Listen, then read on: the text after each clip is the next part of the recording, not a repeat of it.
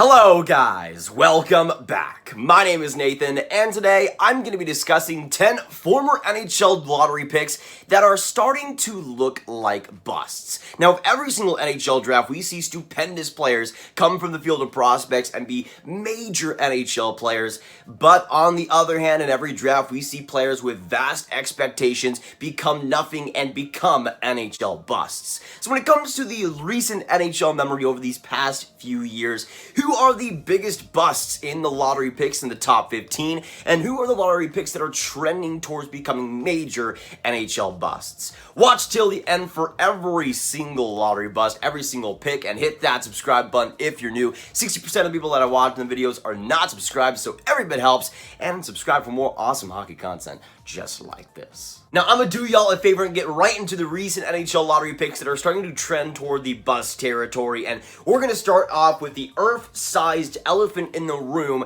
and a player that has had a sharp decline in terms of hype and in terms of production.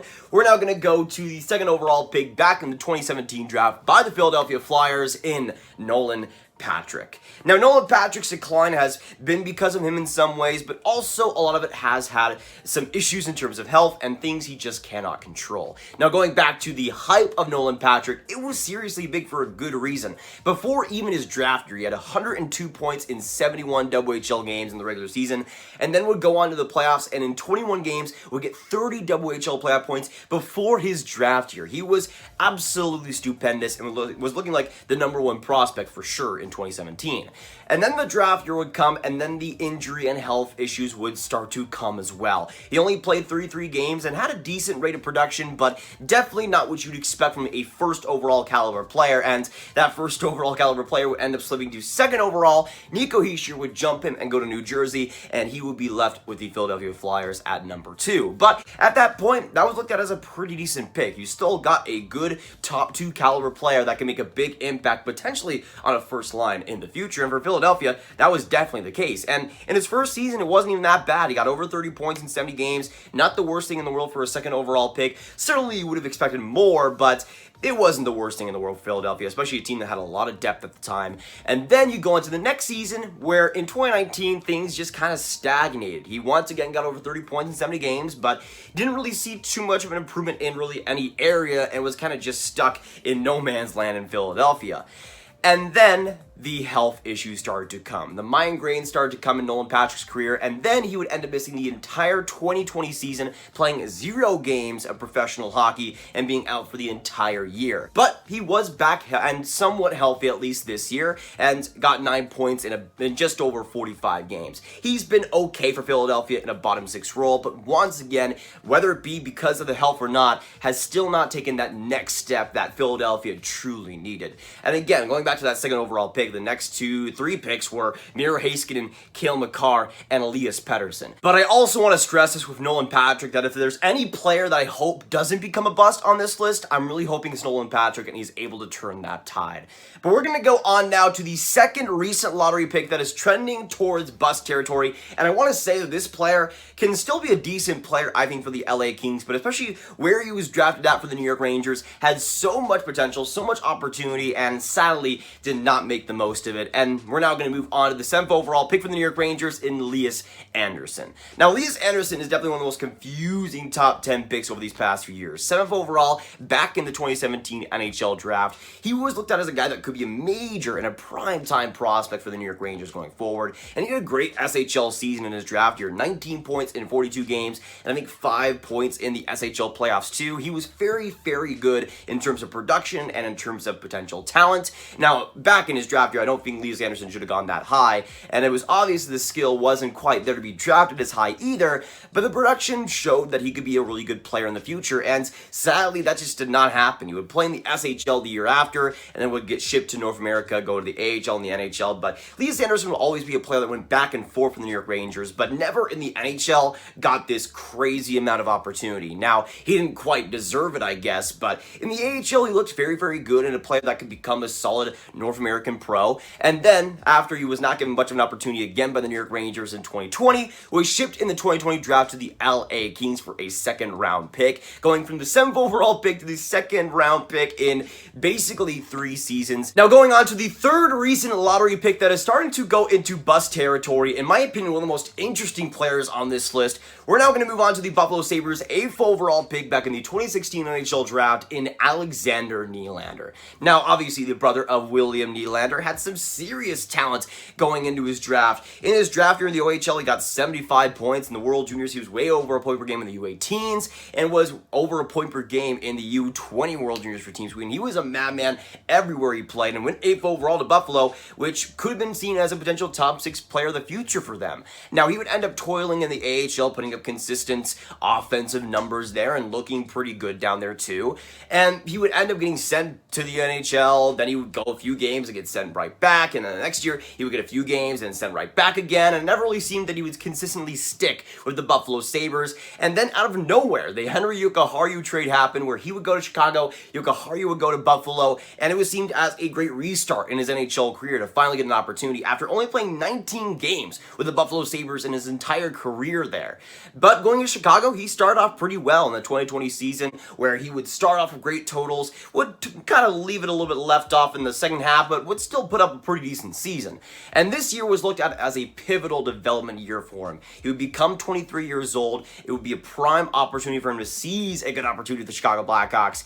And sadly, he had a knee injury and has not played one game this year. Absolutely brutal for a player that definitely needs to make a strong impact this season with the offensive skill he has. He still has an offensive skill, no doubt, but it just seems the health and the consistency issues staying in the NHL just have not been there. He could still be a part of the Chicago Blackhawks' future, but time is definitely running out for the young Swedish forward. Now, we're definitely going to move on to one of the most frustrating players on this list, in my opinion. Moving on to the 10th overall pick and the 4th lottery pick, trending towards bust territory. 10th overall pick by the Colorado Avalanche back in 2016 in Tyson Jost. Now, Tyson Jost had some unreal potential. In his draft year, he had over 100 points in the BCHL in just under 50 games played, and it was amazing for Team Canada in the U18s. And then would be set to have his first collegiate season at the University of North Dakota the next year, and he absolutely crushed it. Over a point per game in the NCAA, which was amazing for his age. And then would be set to go to the Colorado Avalanche full-time and be a mainstay for that forward group for a long, long time, too. The first season in the NHL, he would get over 20 points and be a solid contributor there. And the next year, he would get over 20 points, playing 70 games and being a solid contributor there. The next season, he would get over 20 points in over 60 games, being a solid contributor there. And then this year, 13 points in 48 games played, on pace for 20 points, being a solid contributor there. But as a 10th overall pick, who was amazing in the BCHL, amazing in the NCAA, to just be okay and be a solid guy was definitely a lot less than what I was expecting, and I think a lot of Avs fans were expecting. The Avalanche have had an amazing revival, obviously, over these past few years, but Tyson Jost hasn't really been a part of that. But now moving on to our 5th recent NHL draft potential bust, and the guy that, especially in terms of potential draft bust over these past few years, is one of the most notable ones out there, turning it all the way back to 2014, and the 5th overall pick by the New York Islanders. We're going to be talking about, of course, Michael Dal Colle. Now, Michael Dal Colle's pro career has not exactly gone as planned. As an OHLer, he was stupendous. Over 90 points in his draft year, and would get over 90 points in like 56 games in the second year, and would just continue to be great in the OHL, playing amazing hockey there. And his shot, his overall offensive ability was no doubt amazing and could potentially translate to the NHL, but it never quite did. He had a good first AHL campaign and had a good AHL campaign in 2019, but whenever he gets sent to the NHL, it just never quite worked out. He had a couple of good weeks maybe last year where he could have looked like maybe a decent producer for the Islanders in the bottom 6, but it just did not work after all, and the consistency was not there either. And that just comes from the poor skating that he's always had. He's tried to improve that, and you've seen some improvements, but it still isn't where he needs to be. He's 24 years old though now, and there's a lot less excuses than there used to be. He's a guy that should be in the NHL. He's a guy that has the talent to be in the NHL, but those main fundamental factors are obviously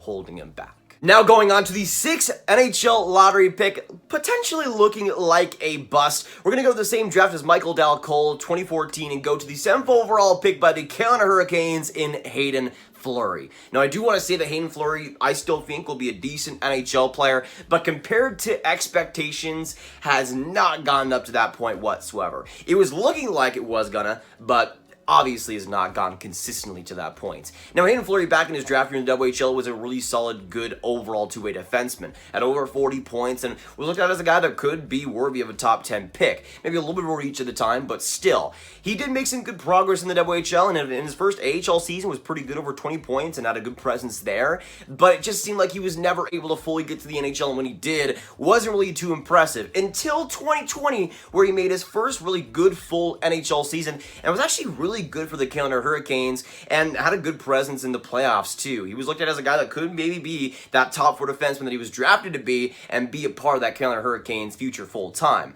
And then we go into this season where he had 1.1 goal this year, and in both categories, on offense and defense, was not nearly as effective as he was in the prior year. And then in this past trade deadline, got shipped to the Anaheim Ducks and has been forced to start a new refresh there. Now, he's been okay and has gotten 2 points in 8 games there, not too bad, but it's obvious that Hayden Fleury won't unlock that top 4 D-man potential full time. He might have gotten somewhat to that in 2020, but he'll be a decent NHL player, but definitely not worth that 7th overall pick. Now we're going to move on to the 7th lottery pick, potentially moving into bust territory, and we're going to move on to another guy kind of like Hayden Fleury, where it's not that he's a bad player in the NHL, it's just that he won't unlock that potential he had as a top 10 pick. We're going to go to the Detroit Red Wings 9th overall pick in 2017 and go on to our 7th player in Michael Rasmussen. Now Michael Rasmussen I still think will be a decent bottom 6 player that fills a good versatile role, but as a 9th overall pick, and especially with some of the players that were drafted around him,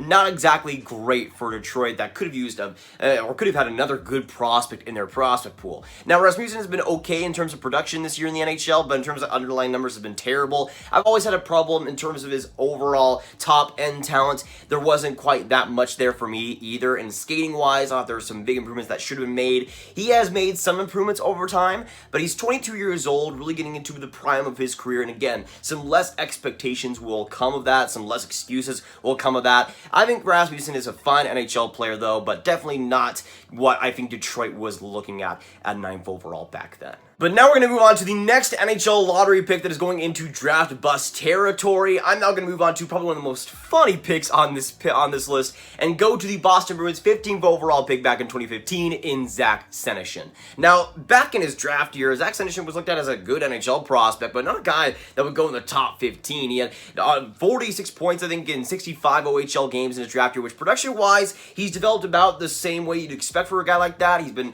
kept in the OHL for a while and then brought to the AHL, has been a good player there, but whenever he's in the NHL, he just hasn't made much of an impact, and in 7 games this year has 0 points for the Boston Bruins. It's obvious that the fit of his style isn't quite meshing at the NHL level, and considering the next 3 picks after him in Matthew Barzal, Thomas Chabot, and Kyle Connor, not exactly the greatest decision in the world, the greatest decision in the world for the Boston Bruins. But now we're going to move on to the 9th NHL lottery pick going into draft bust territory, and in this case, it's not even looking like it pretty much is the case of being a draft bust. We're now going to go to one of the most famous instances over the past few years and go back to the 2014 NHL draft, 12th overall, to the Coyotes pick in Brendan Perlini. Now, Brendan Perlini was always one of those players I just wanted to see succeed as a guy that was kind of came from Great Britain. I want to see that kind of presence be good in the NHL, and for a while it seemed like it was going to be. In his draft year in the OHL, he was good, over 70 points there, and had a good impact, and would stay in the OHL for a little while, go to the AHL and the NHL systems, and would be pretty good there. In his first few seasons in Arizona,